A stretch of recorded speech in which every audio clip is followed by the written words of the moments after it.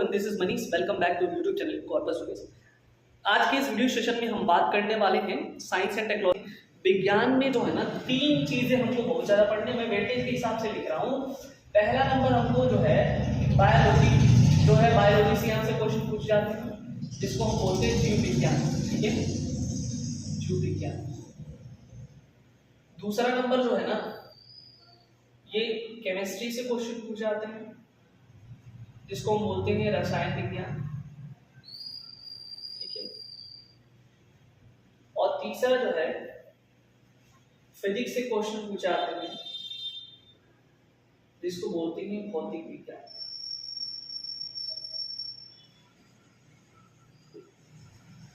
ठीक है, तो इस तरह से जो है ये तीन चीजें हैं, बायोलॉजी, केमिस्ट्री और फिजिक्स। किसी भी एग्जाम में अगर देखोगे तो यही रेशियो जो है वही पूछता है। ठीक है, अभी फिलहाल में जो यूपी जुडिशियल सर्विस एग्जामिनेशन का हम जो ट्रेंड देखे हैं प्रीवियस वगैरह का, ठीक है, तो उसमें जो बायोलॉजी से क्वेश्चन ज्यादा है, फिर केमिस्ट्री है, फिर फिजिक्स है। ठीक है, तो बायोलॉजी का ऑलरेडी मैं जो है एक लेक्चर अपलोड कर चुका हूँ और बाकी और भी लेक्चर्स अपलोड होंगे। ठीक है, अभी आज के इस सेशन में, आज के इस वीडियो में जो है हम जो भी बात करेंगे वो केमिस्ट्री के बारे में बात करेंगे, यानी कि हमारे ये रसायन विज्ञान के बारे में चर्चा करने वाले हैं। ठीक है, एक्चुअली में रसायन विज्ञान क्या होता है, व्हाट इज द केमिस्ट्री। ठीक है, तो केमिस्ट्री जो है ना साइंस का एक ब्रांच है। It is the branch of science which deals the composition of any metals. ठीक है, उसकी संरचना कैसी है, उसकी बनावट कैसी है, ठीक है, उसका प्रॉपर्टीज क्या है। ठीक है, ये सभी चीजों के बारे में, किसी भी ऑब्जेक्ट के इन सभी चीजों के बारे में जो डील करता है, ठीक है, वो रसायन शास्त्र ये करता है। अब देखो, रसायन शास्त्र में जो है, यानी कि रसायन विज्ञान में अगर हम बात करें डिवीजन की, तो इसमें तीन आता है। एक तो आता है फिजिकल केमिस्ट्री। ठीक है, फिजिकल केमिस्ट्री जिसको हम भौतिकी रसायन बोलते हैं। ठीक है, दूसरा नंबर आता है इनऑर्गेनिक केमिस्ट्री, इनऑर्गेनिक केमिस्ट्री, और तीसरा नंबर आता है ऑर्गेनिक केमिस्ट्री। तो इस हिसाब से जो है एक्चुअली में इसके बहुत सारे ब्रांचेस हैं, लेकिन मेनली जो है इसको तीन हिस्से में डिवाइड किया गया, यानी कि फिजिकल केमिस्ट्री, ठीक है, फिर इनऑर्गेनिक केमिस्ट्री और उसके बाद जो है ऑर्गेनिक केमिस्ट्री। इसको थोड़ा सा ऊपर कर देते हैं, यहाँ पे इनऑर्गेनिक केमिस्ट्री। ठीक है, अगर हिंदी मीडियम वाले छात्रों को दिक्कत हो रहा होगा तो मैं बता रहा हूँ, इसको भौतिकी रसायन कहते हैं, इसको अकार्बनिक रसायन कहते हैं, और इसको ऑर्गेनिक केमिस्ट्री यानी कार्बनिक रसायन कहते हैं। अगर आप लोग आवाज साड़ी देखेंगे, पीरियोडिक टेबल होता है जिसमें एलिमेंट्स को जो है कंबाइन करके रखा गया है, एक क्लासिफाइड फॉर्म में जो उसको रखा गया है।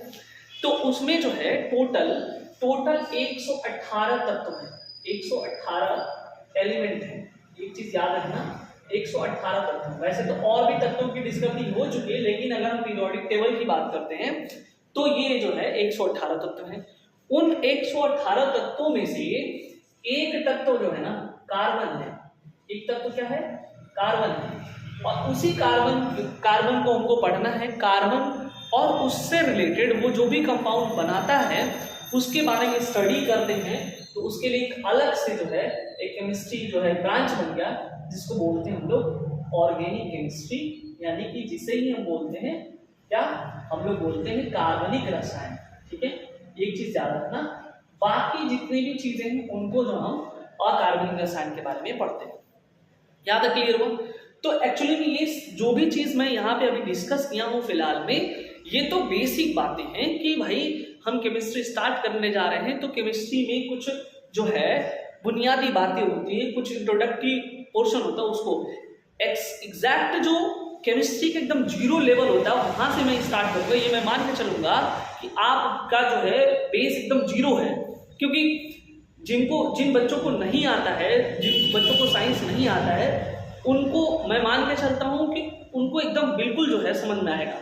बाकी जिनको आता है अच्छी बात है, वो स्किप कर सकते हैं, लेकिन ये मैं मान के चलता हूँ कि आप जितने लोग ये देख रहे हैं वीडियोस, उन सब के लिए हेल्पफुल होने वाला है। ठीक है, तो अभी जिस चीज के बारे में हम डिस्कशन करने वाले हैं वो क्या है, पदार्थ क्या होते हैं, मैटर्स क्या होते हैं और उनके गुण क्या है। ठीक है, उसको ध्यान से देखते हैं, मैटर्स एंड इट्स प्रॉपर्टीज। ठीक है, यहां मैं लिख देता हूं, मैटर्स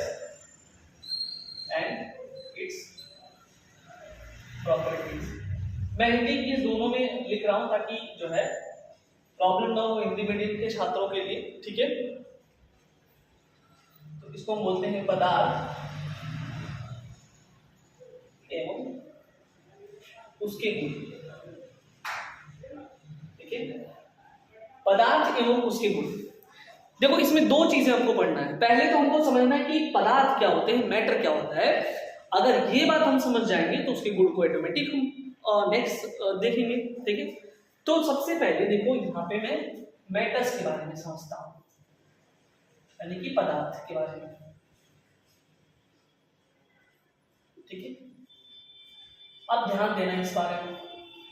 तो पदार्थ का बेसिकली लोग छोटे बच्चों से पूछोगे या लगभग सबको पता होगा कि ऐसी कोई चीज, ठीक है, जिसके पास कुछ न कुछ द्रव्यमान हो, ठीक है, यानी कि मास कैरी करता हो, वो जगह लेता हो, स्थान घेरता हो, उसको हम पदार्थ बोलते हैं, यानी कि मैटर बोलते हैं।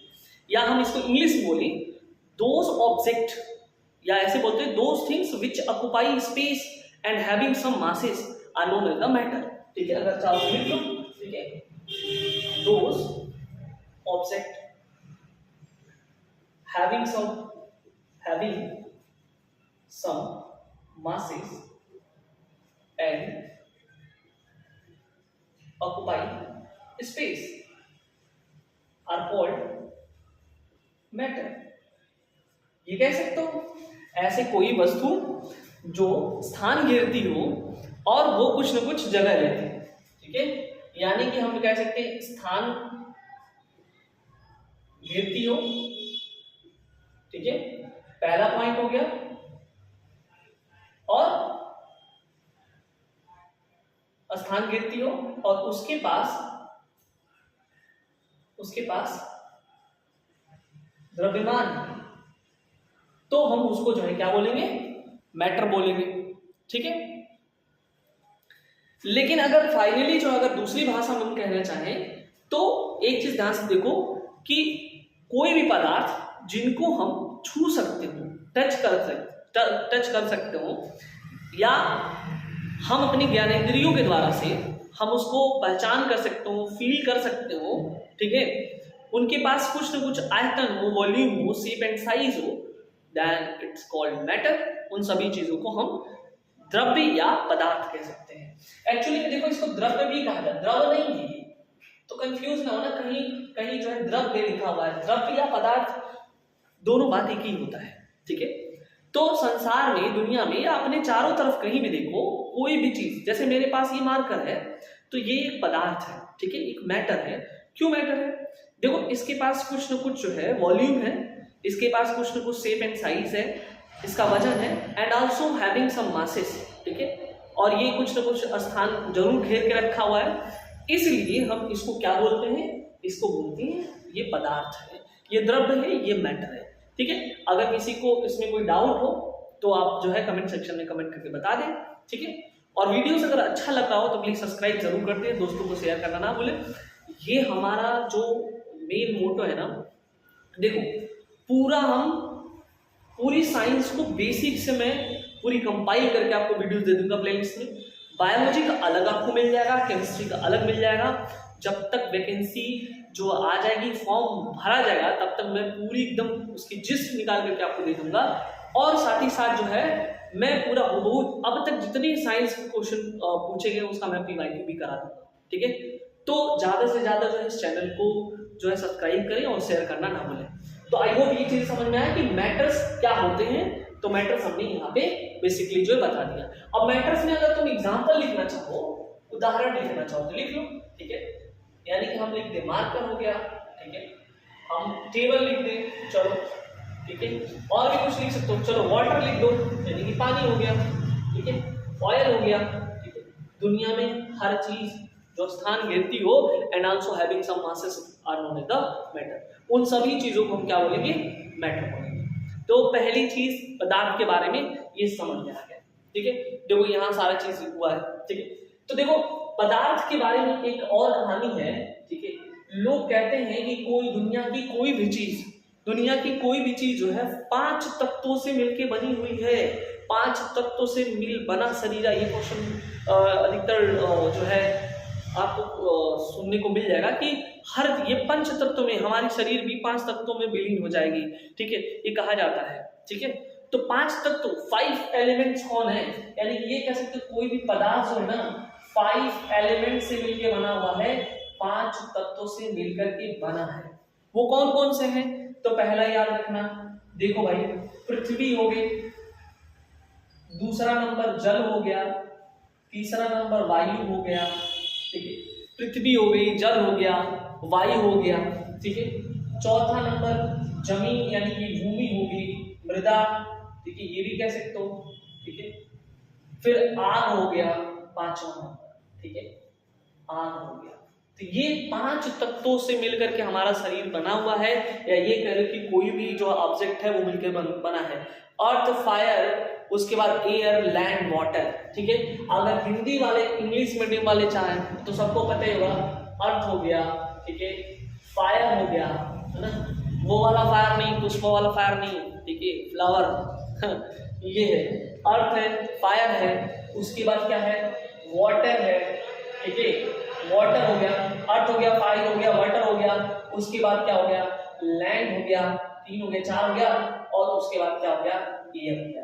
तो ये 5 तत्वों से जो है मिलके बना है, यानी कि एटलीस्ट मेरा शरीर भी ये 5 तत्वों से मिलके बना है, लोग यही तो कहते हैं। तो दुनिया की हर चीज, anythings in universe which are made by the 5 elements such as earth, fire, water, land and air, इसके अलावा कुछ नहीं होता है, ठीक है, और फिर से उसी में मिल जाएगा, ठीक है। तो यही कहा जाता है कि 5 तत्वों से मिलकर के बनाता है। अब हम जो है बात करने वाले हैं पदार्थ के क्या जो गुण होते हैं, पदार्थ के क्या लक्षण होते हैं, ठीक, उसकी प्रॉपर्टीज क्या होती है, उसके बारे में इस चीज को ध्यान से समझना है। देखो ये चीजें क्लियर हुई ना, है, तो हम अगला वाला भी क्लियर कराएंगे, और कितना भी बड़ा से बड़ा टॉपिक होगा, चाहे फिजिक्स का, न्यूमेरिकल से रिलेटेड जो भी क्वेश्चन आएगा मैं कराऊंगा एक एक करके, ठीक है। और आने वाले टाइम में देखो लॉ के भी वीडियोस आपको पढ़ने लेंगे, जैसे कि माइनर, सबसे पहले मैं माइनर एक्ट को कराऊंगा, ठीक है, पूरा जो है एक एक करके विथ नोट्स, ठीक है, बैरक्स के साथ, और नोट्स भी प्रोवाइड होगा। टेलीग्राम चैनल को नहीं ज्वाइन किया हो तो टेलीग्राम चैनल को ज्वाइन कर सकते हैं, डिस्क्रिप्शन में उसका लिंक जो है आपको मिल जाएगा, ठीक है। अब हम बात कर लेते हैं प्रॉपर्टीज ऑफ मैटर के बारे में, यानी कि पदार्थों के गुण के बारे में, ठीक है, ध्यान से देखना, पदार्थों के गुण, ठीक है, या इसे ही बोलेंगे प्रॉपर्टीज ऑफ मैटर। तो ये पदार्थ के कौन कौन से गुण होते हैं उसको हम एक एक करके ध्यान से समझेंगे। सबसे पहला गुण, सबसे पहला बात याद रखना कि जो भी पदार्थ होते हैं वो छोटे छोटे कणों से मिलकर के बने होते हैं, ठीक है। तो पदार्थ यानी देता हूं, पदार्थ छोटे छोटे कणों से मिल करके बने होते हैं, ठीक है। यहां लिख देता हूं, matters are made by tiny particles, ठीक है, यानी कि पदार्थ जो है ना छोटे छोटे कणों से मिलकर के बने होते हैं, ये चीज अपने दिमाग में रख लेना, ठीक है। अब देखो उसके बाद जो है ना, हर देखो उन्हीं पदार्थों को जो है हम एटम्स बोलते हैं, ठीक है, वो अभी हम आगे देखेंगे। जो पदार्थ जो होते हैं छोटे छोटे कणों से मिलकर बने होते हैं, ठीक है, यानी कि मैं लिख देता हूँ, चलो पदार्थ है, ठीक है, और ये जो है ना ये क्या है, टाइनी पार्टिकल से मिलकर बना है, ठीक है, और उसको क्या बोले हम लोग, एटम बोलेंगे। एटम मतलब परमाणु, ठीक है, ये बोलेंगे। जैसे मान लो मेरे पास ये है एक कोई पदार्थ, ठीक है, इसमें बहुत सारे छोटे छोटे पार्टिकल्स हैं, ठीक है, टाइनी पार्टिकल्स यहाँ पे है। तो ये जो छोटा छोटा सा इसमें एक पार्टिकल है ना, ये पार्टिकल है, ये क्या है, एटम है, यानी कि ये परमाणु है, ठीक है। तो ऐसे बहुत सारे परमाणु से मिलकर के जो है क्या बना रहता है, वो जो है हमारा पदार्थ बना रहता है, ठीक है। और इनके जो कण होते हैं, ठीक है, याद रखना, इनके जो कण होते हैं, यानी कि ये कह लो कि जो पार्टिकल होते हैं, ठीक है, जो कण होते हैं या पार्टिकल होते हैं, या तो ये गति करेंगे यानी कि ये स्टैटिक पोजीशन में रहेंगे, स्टैटिक रहेंगे, या तो ये मूव करेंगे, ठीक है, यानी गति अवस्था में रहेंगे। ये दो अवस्थाओं में हो सकते हैं कि नहीं होते हैं, ठीक है। इसको बोलते हैं विराम अवस्था, विराम अवस्था। तो या तो वो रुके होंगे या तो मूव करेंगे। अब डिपेंड करता है कि ये डिपेंड करता है कि कैसे जो है उनकी वो थी, ठीक है। ये डिपेंड करता है कि कैसे जो है उनकी अवस्थाएं थी। यहाँ पे अगर दिखाई नहीं दे रहा था मैं यहाँ ऊपर लिख देता हूँ। एक था कि जो है विराम अवस्था, विराम अवस्था, ठीक है। तो इसको बोलते हैं स्टैटिक पोजीशन, स्टैटिक पोजीशन, ठीक है, याद रखना। और ये वाला अगर आपको दिखाई दे रहा है तो ये है गतिज अवस्था, यानी कि जो है ये मोशन में है, ठीक है। तो ये चीज आपको ध्यान देना है। अब इसको हम समझते हैं पहले स्टैटिक स्टेट ये अवस्था क्या होती है और गतिज अवस्था क्या होती है, ठीक है। एक एक करके ध्यान से समझना है, वीडियो को स्किप नहीं करना है। अगर आपको वाकई में जो है साइंस को समझना है, ठीक है, मेंस में लिखना है चीजों को, ठीक है, तो ये आपको जो है ध्यान से देखना पड़ेगा, ठीक है। देखो यहां से तो हमने कहा कि वो क्या होगा, वो जो है स्टैटिक पोजीशन में होगा। देखो स्टैटिक पोजीशन या इसको बोलेंगे विराम अवस्था, ठीक है, एक ही हो गया। फिर मैंने कहा कि एक जो है ना डायनेमिक पोजीशन में होगा, डायनेमिक पोजीशन यानी कि इसको बोलेंगे गतिज अवस्था। ये दो तरह के मैंने बताया। अब इसमें ध्यान से देखना कि ये विरामावस्था और गतिज अवस्था में क्या होता है।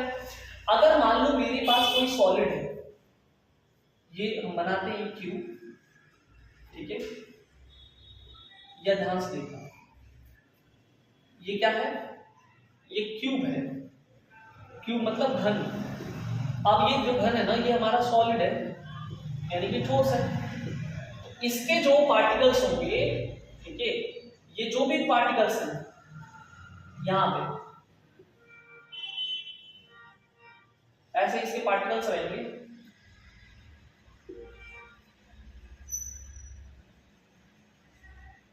ये क्या है, इसके पार्टिकल्स होते हैं क्लोजली पैक्ड होते हैं, क्लोजली पैक्ड होते हैं यानी कि पूरी तरीके से एक दूसरे से बंधे होते हैं, पूरी क्लोजली पैक्ड होते हैं।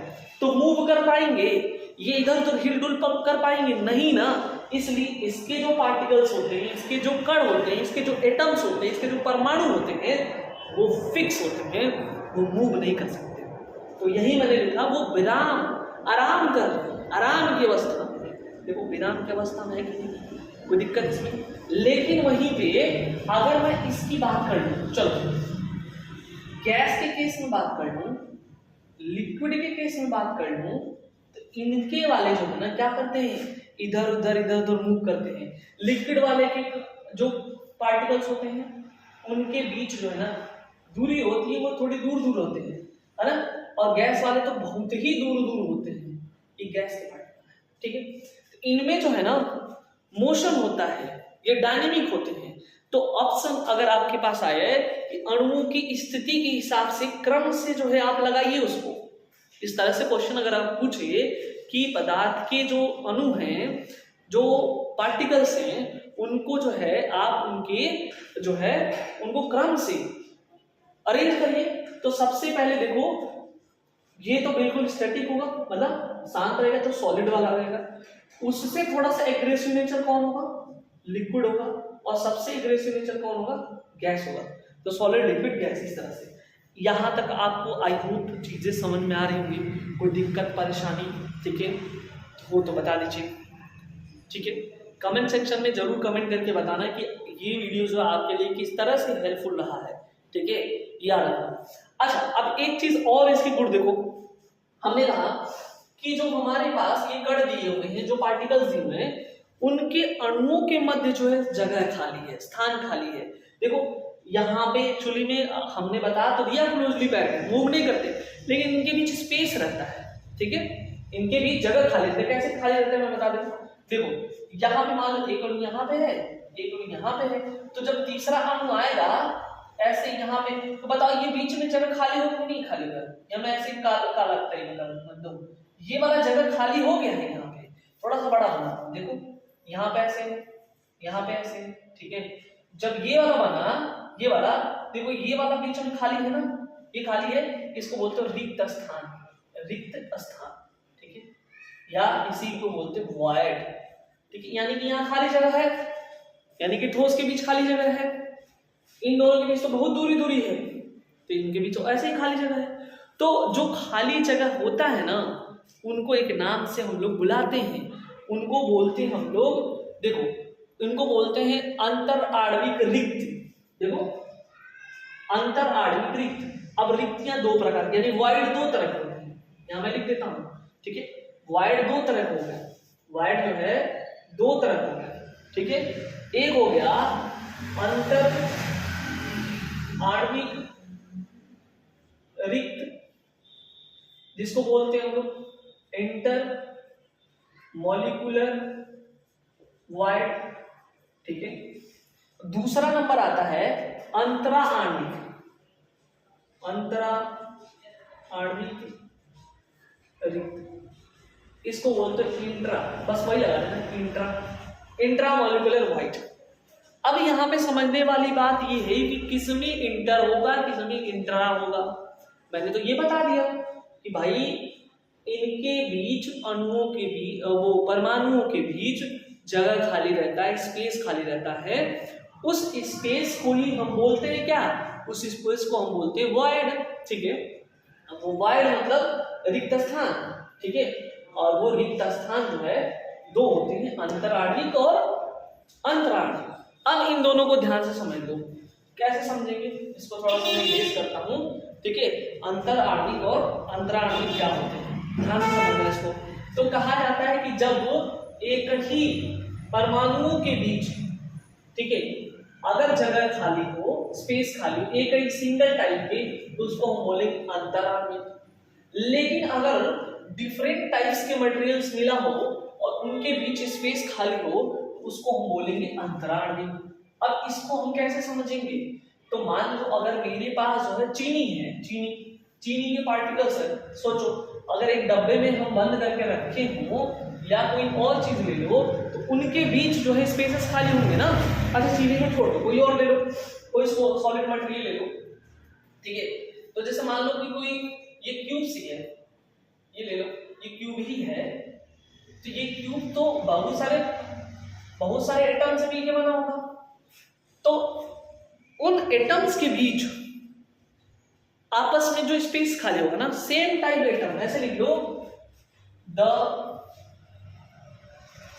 Spaces between same type of atom are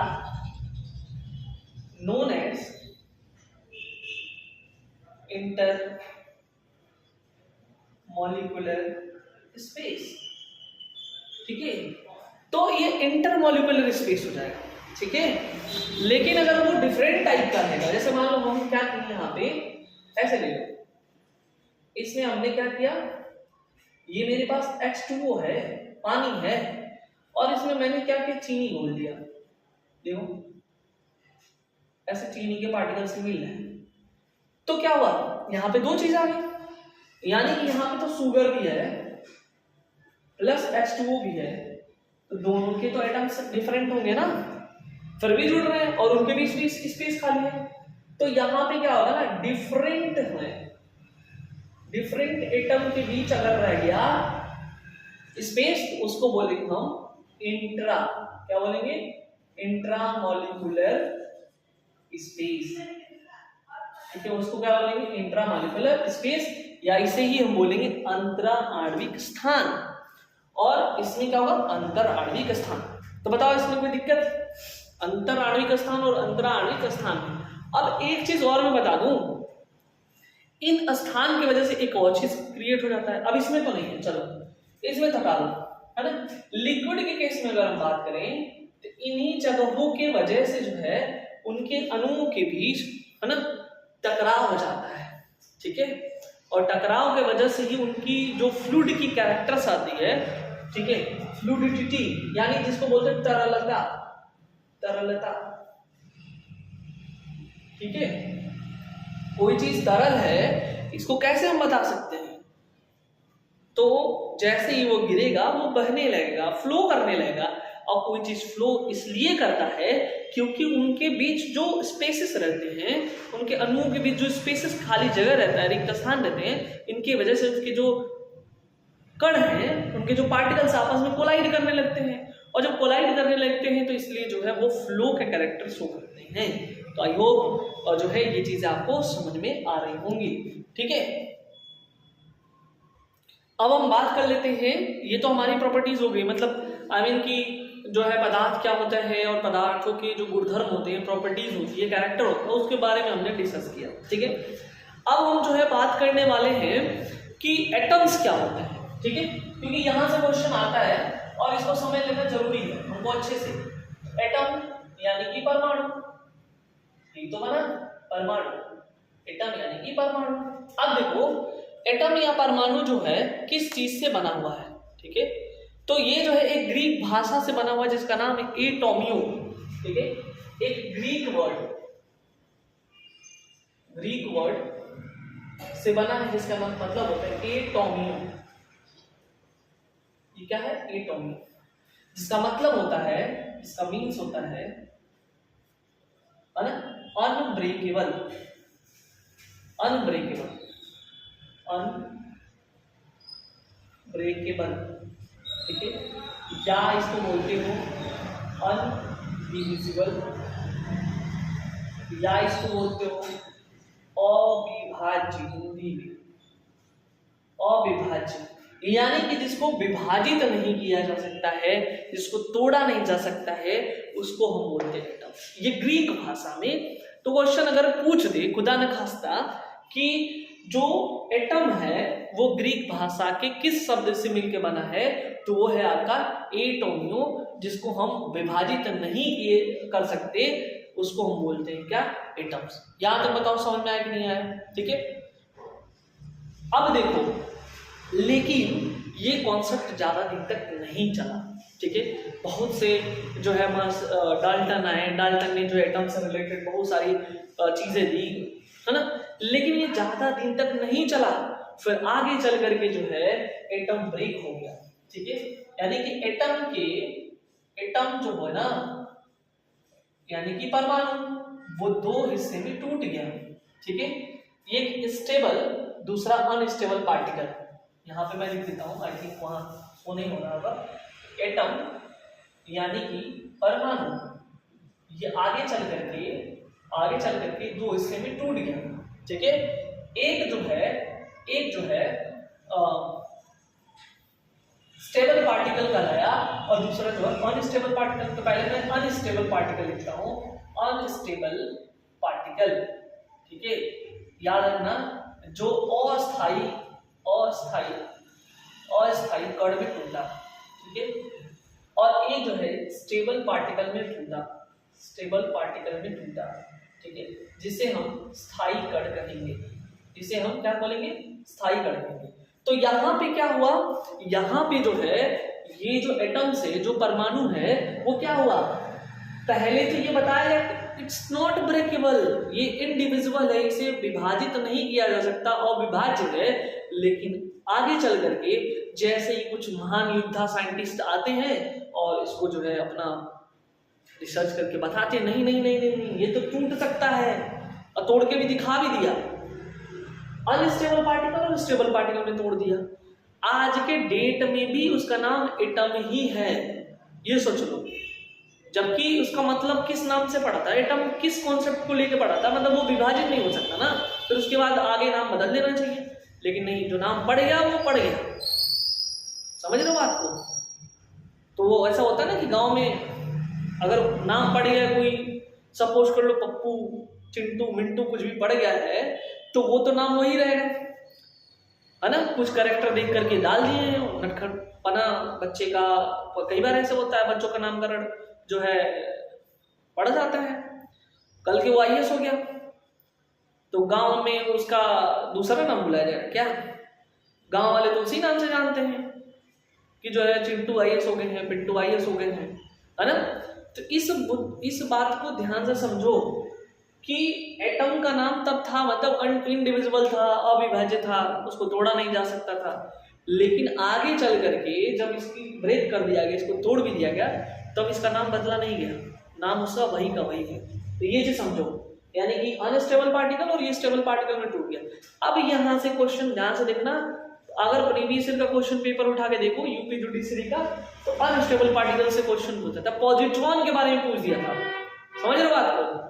neutrino क्या होता है, एंटी न्यूट्रिनो क्या होता है, जाके देखना, वहां से क्वेश्चन पूछा था। ठीक है, तो यहां देखो क्या है, इसमें आता है पॉजिट्रॉन। ठीक है, हिंदी इंग्लिश दोनों में लिख रहा हूं मैं, मतलब एक ही बात है, पॉजिट्रॉन हो गया। ठीक है, यहां पे दिखाई नहीं दे रहा है, चलो यहां लिख देता हूं ऐसे करके। ठीक है, पॉजिट्रॉन। ठीक है, पॉजिट्रॉन, इसको हिंदी भी वही होगा, पॉजिट्रॉन। ठीक है, उसके बाद मेसॉन, मेसॉन। अब इसमें आ जाए पाई प्लस मेसॉन, अब देख लेना हिंदी वही होगी, न्यूट्रिनो। फिर आ गया तुम्हारा एंटी न्यूट्रिनो।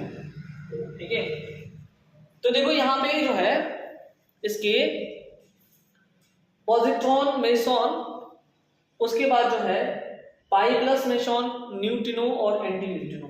ठीक है, आई थिंक यहां दिखाई नहीं दे रहा है, पाई प्लस मेसॉन है, फिर मैं इधर लिख देता हूं न्यूट्रिनो है, इसमें न्यूट्रिनो है, फिर एंटी न्यूट्रिनो है। ठीक है, तो इस तरह से जो है यहां पे टोटल 5 अनस्टेबल पार्टिकल्स जो है मिल गए।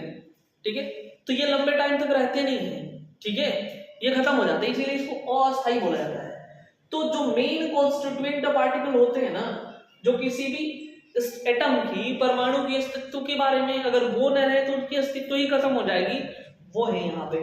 ठीक है, ये कौन कौन से हैं याद रखना, ये है इलेक्ट्रॉन, इलेक्ट्रॉन, प्रोटॉन और न्यूट्रॉन। ठीक है, इलेक्ट्रॉन, प्रोटॉन और न्यूट्रॉन, ये तीन है। इलेक्ट्रॉन का सिंबल, इसको ई के पावर ऐसे लिखोगे, ई नॉट, है ना, यहां नहीं दिख रहा है क्या, ई नॉट ऐसे लिखेंगे। उसके बाद प्रोटॉन को जो है ना पी के ऊपर प्लस लिखेंगे। ठीक है, अरे यार गलती हो गया, ई माइनस लिखेंगे, sorry for that, E minus, ये हो गया ई माइनस, और ये पी प्लस, और इसके ऊपर लिखेंगे N0, न्यूट्रॉन के ऊपर 0। ये क्यों ऐसा बताया जा रहा है, ई नॉट, मतलब ई माइनस, और ये क्योंकि ये निगेटिवली चार्ज होता है और ये पॉजिटिवली चार्ज होता है, और ये क्या होता है, न्यूट्रल होता है, इसमें कोई चार्ज नहीं होता, नो चार्ज। ठीक है, इसलिए जो है ये चीज याद रखना कि जो इलेक्ट्रॉन होता है वो ऋणावेशित होता है, प्रोटॉन जो है धनावेशित होता है, और न्यूट्रॉन के पास कोई आवेश नहीं होता है। आगे चल करके हम इसमें डिटेल में चर्चा करेंगे कि क्या होता है। एक चीज यहीं पे हम बता दें, इलेक्ट्रॉन, प्रोटॉन, न्यूट्रॉन की डिस्कवरी के बारे में क्वेश्चन आपको मैथ्स तो फॉलोइंग में आता था कि कैसे याद करें। तो यहाँ ये जो ट्रिक है आपका कि इलेक्ट्रॉन और प्रोटॉन, न्यूट्रॉन की डिस्कवरी को लेकर के, तो क्या है, ईटा पर नाचा, ये नहीं कि मतलब इसको ईटा पे चढ़ करके कूद घूमना चाहिए। ठीक है, इसका मतलब क्या है, ई से यहाँ पे टर्म ले लेना, बस सिंपल सी बात है, ये ट्रिक है।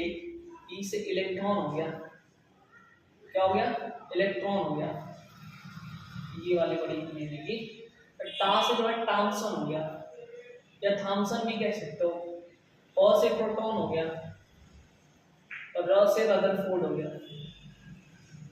ठीक है, न से न्यूट्रॉन हो गया, और च से क्या हो गया, चैडविक हो गया। ठीक है, तो ये बन गया तुम्हारा। इलेक्ट्रॉन की डिस्कवरी किसने किया था, जे थॉमसन ने किया। प्रोटॉन की किसने किया, रदरफोर्ड ने किया। और जो है न्यूट्रॉन की किसने किया, चैडविक ने किया। ऐसे याद कर सकते हो। लेकिन एक बात बता दें, अगर प्रोटॉन के केस में ना अगर गोल्डस्टीन आ गए तो गोल्डस्टीन को टिक कर देना। क्यों? क्योंकि गोल्डस्टीन को माना जाता है, अगर गोल्डस्टीन नहीं ऑप्शन में है तो रदरफोर्ड को टिक कर देना। ठीक है, ये एक चीज हमेशा याद रखना कि अगर गोल्डस्टीन और रदरफोर्ड दोनों हैं तो गोल्डस्टीन को प्रायोरिटी पहले देना, अगर नहीं है तो रदरफोर्ड को कर देना। इस बात को अपने दिमाग में रख लो, तो जो है ये पूरा का पूरा जो है कंप्लीट हो जाएगा तुम्हारा, ठीक है। अब हम थोड़ी सी देखकर जो है एटम्स के बारे में तो हो चुका है, ठीक है। अब हम बात कर लेते हैं मॉलिक्यूल्स के बारे में, अणु के बारे में, ठीक है। अणु यानी कि इसको बोलते हैं मॉलिक्यूल्स, ठीक है। इसको क्या बोलते हैं? मॉलिक्यूल्स। तो अणुओं से जब कई सारे अणु मिलते हैं तो क्या बनाते हैं? मॉलिक्यूल्स बनाते हैं, ठीक है। दो या दो से अधिक जो है यहाँ मैं लिख देता हूँ अणु, यानी कि इसको बोलते हैं हम लोग मॉलिक्यूल्स, ठीक है। अब क्या होगा जब दो या दो से अधिक परमाणु, दो या दो से अधिक परमाणु आपस में मिलकर अणु बनाते हैं। ये आगे दो या दो से अधिक परमाणु आपस में मिलकर के क्या बनाते हैं? अणु बनाते हैं, ठीक है। तो ये चीज अगर हम देखें तो इसके दो टाइप्स होते हैं, इसके दो प्रकार होते हैं, ठीक है। दो प्रकार कौन से होते हैं? एक तो होता है होमो मॉलिक्यूल्स, होमो मॉलिक्यूल्स का मतलब ये हो गया जिसको बोलते हो सम अणु, ठीक है। होमो का मतलब होता है समान, है ना। होमो का मतलब होता है सम या समान, ठीक है। तो जब जो है सेम एटम्स आपस में मिल करके बनाते हैं तो वो होमो मॉलिक्यूल्स होता है। दूसरा आ जाओ हेट्रो मॉलिक्यूल्स। तो हेट्रो का मतलब होता है ये, इसका मतलब होता है डिफरेंट। तो जब दो या दोनों डिफरेंट एटम, ठीक है, यानी कि यहाँ पे सेम टाइप ऑफ एटम हो, यानी कि सेम टाइप ऑफ एटम आपस में मिलेंगे तो बनाएंगे क्या? होमो मॉलिक्यूल्स। और ये क्या होगा? डिफरेंट टाइप्स ऑफ एटम अगर रहेंगे तो क्या बनाएंगे? तो बनाएंगे हेट्रो मॉलिक्यूल्स। एग्जांपल समझ लेते हैं। जैसे मान लो H और H, एक मॉलिक्यूल से ही एक एटम से ही एक एटम से दोनों मिला क्या बनाया? H2 मॉलिक्यूल्स बनाए या अणु बनाए H2। तो तुम बताओ दोनों सेम है कि नहीं, समान अणु है कि नहीं? चलो N प्लस N ये बनाओ, N2 हो गया, N2 मॉलिक्यूल्स हो गए। ऐसे ही बहुत सारे और भी बन सकते हैं, ठीक है। इसमें एग्जांपल देखें H प्लस O। देखो दो अणु तो हाइड्रोजन के मिले, एक ऑक्सीजन के मिला तो बनाए H2O मॉलिक्यूल्स। बताओ जल्दी से, H2O मॉलिक्यूल्स बना कि नहीं? दो H है ना, एक O है। अब यहाँ पे मान लो CO2, तो इसमें बताओ एक कार्बन है, दो ऑक्सीजन है, तो बताओ कितना हुआ? CO2। और ये क्या है? मॉलिक्यूल्स है। तो देखो CO2 मॉलिक्यूल्स में कितना हुआ? तीन मिले ना, तीन एटम्स मिले, दो ऑक्सीजन और एक कार्बन के। तो ये जब डिफरेंट टाइप्स के एटम्स कंबाइन होकर के बनाएंगे तो वो कहलाएंगे आपके हेट्रो मॉलिक्यूल्स, ठीक है। और जब सेम टाइप के एटम्स रहेंगे तो वो कहलाएंगे होमो मॉलिक्यूल्स। आई होप ये चीज आपको समझ में आ गया, ठीक है। तो हेट्रो और होमो हमने बता दिया है, ठीक है। तो नेक्स्ट जो है वीडियोस में हम डिस्कशन करेंगे, ठीक है, क्योंकि वीडियोस काफी लंबा हो जाएगा। तो अगली वीडियोस में हम बात करेंगे जो है टाइप्स ऑफ मैटर के बारे में, बेसिकली सॉलिड, लिक्विड, गैस और कितने टाइप्स के और हैं, और वहां से किस तरह से क्वेश्चन आते हैं उनको हम देखेंगे। आई होप ये वीडियोस आप लोगों को काफी अच्छा लगा होगा। और कमेंट सेक्शन में कमेंट करके जरूर बताएं और लाइक शेयर करना बिल्कुल ना भूलें, ठीक है। ऐसा वीडियोस और भी बेहतर आपको मिलते रहेंगे। Thank you so much.